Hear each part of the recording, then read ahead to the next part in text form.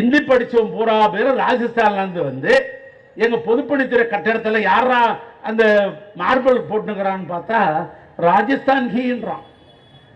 போடுற வேலை என்னன்னா இந்த பொதுப்பணித்துறை கட்டிடத்தில் போறாம இந்த மார்பிள் போட்டு இருக்கிறோம் யாரான்னா ராஜஸ்தான். ஆந்திராவுக்கு பக்கத்தில் டோல்கேட்ல வேலை செய்யறான். அவன் என்ன விடுறான்னு கேட்டான், நான் பீகாரிக்கேன்றான். பீகார் ஒண்ணுமாண்ணா இந்த ஓயாமராட்ல நிறைய கட்டட வேலை நடக்குது.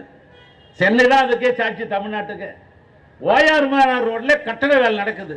அங்க போய் பாருங்க வேலை செய்யலாம். என்ன ஒரு காரணம் பாருங்க, பாதி பேர் பார்த்தீங்கன்னா எல்லாம் பீகார், உத்தரப்பிரதேச. அவன் தான் ஹிந்தி படிச்சுனாச்சே. எங்க ஊர்ல இங்கிலீஷ் படித்தான், இணைப்பு மொழி.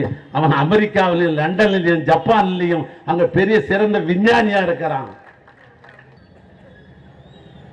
வேற என்ன பண்றான்?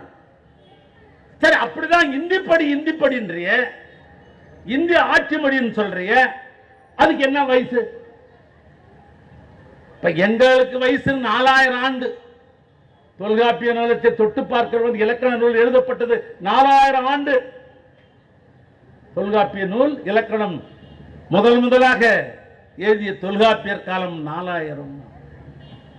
நீ சொல்ற இந்தி என்பது 1340 ஆண்டு டெல்லியில முகமது துக்ளக் என்றவன் ஆளுகிற பொழுது, அப்பொழுது பிரிதிகிற மொழி என்கிற ஒரு மொழி, அந்த மொழி என்னடானா அரேபி பாரசீகம் ஆகிய 2 மொழியும் சேர்ந்து பிரிதிகிரதமும் 3 சேர்ந்த காரணத்தினால் அதுக்கு பேர் உருது மொழின்னு வச்சிருந்தான்.